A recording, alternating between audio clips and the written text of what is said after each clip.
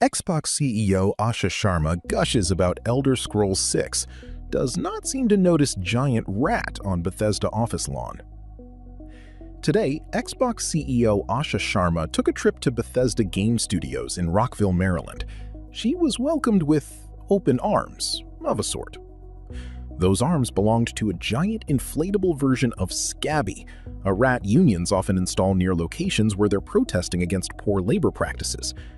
This is relevant because Microsoft recently took its shearing scissors to Xbox, laying off 1,600 workers last month, with another 1,600 to come at some currently undefined point, or points in the future.